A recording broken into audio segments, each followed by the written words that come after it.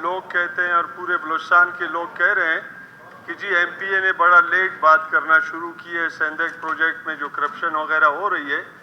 ہم کیا کرتے, شروع کے دور میں ہمارے کچھ کنٹینر پکڑے گئے تھے جو غیر قانونی طور پر جا رہے تھے.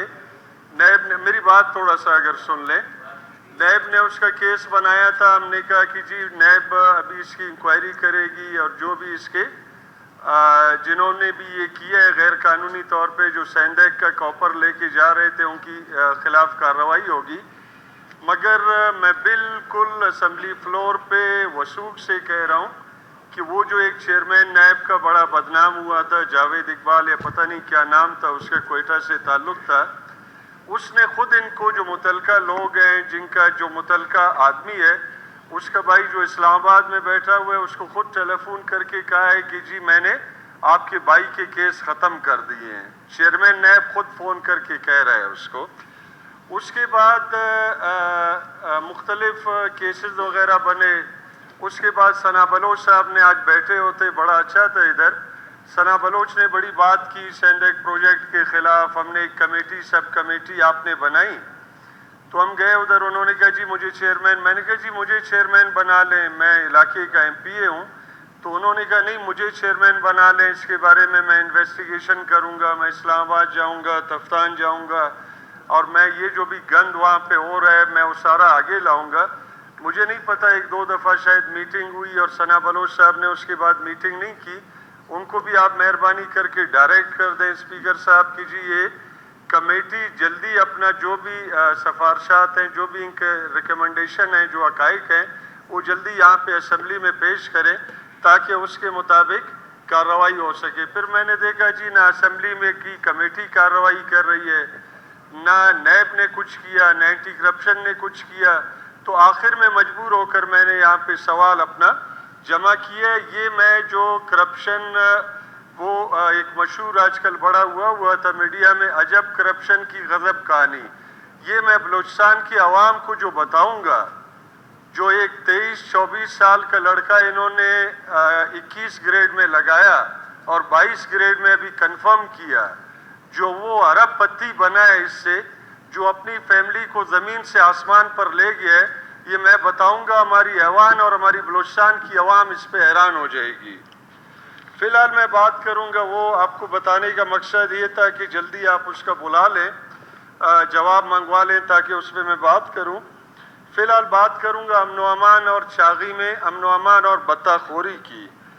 کچھ عرصے پہلے کوئی 10 مہینے ہوتے ہیں جب انہوں نے ٹیک اوور کیا چاغی کو, تو ہمارا خیال تھا کہ جو روایت ہم نے چھوڑی اپنے بعد ان کو آگے بڑھائیں گے. ظاہر ان کو سیاست کرنے کا بھی بڑا شوق ہے کہ جا کر آگے ہم سیاست کریں گے.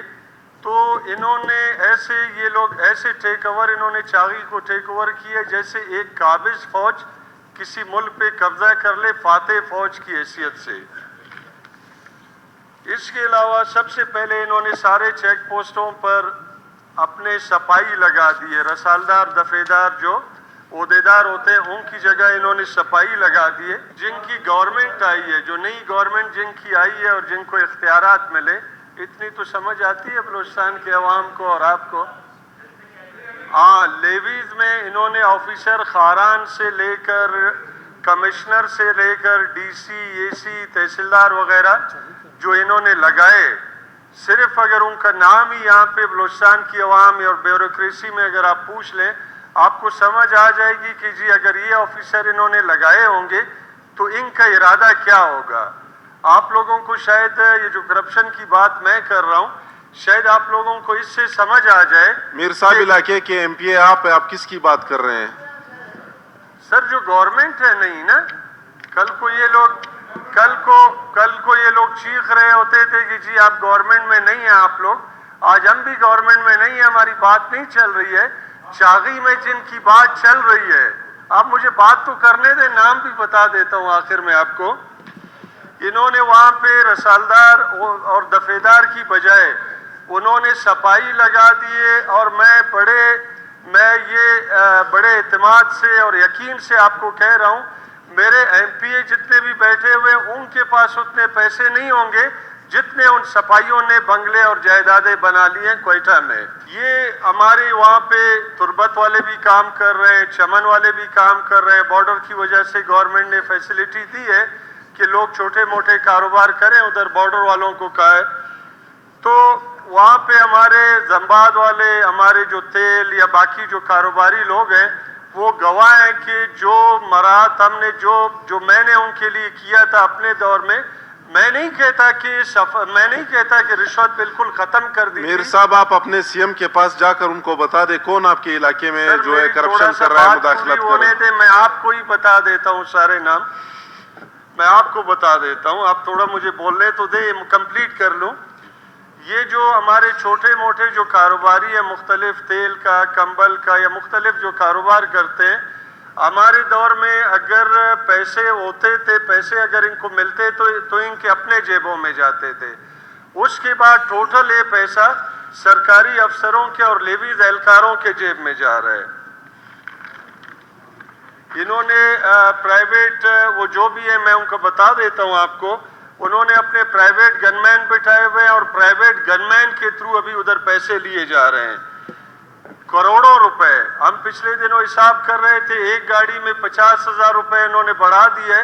ہم حساب کر رہے تھے اگر 20,000 روپے بھی ایک گاڑی میں بڑھے تو آپ کو حیرانگی ہوگی, 48 کروڑ روپے بنتے ہیں. 48 کروڑ روپے دن کا, سوری مہینے کا.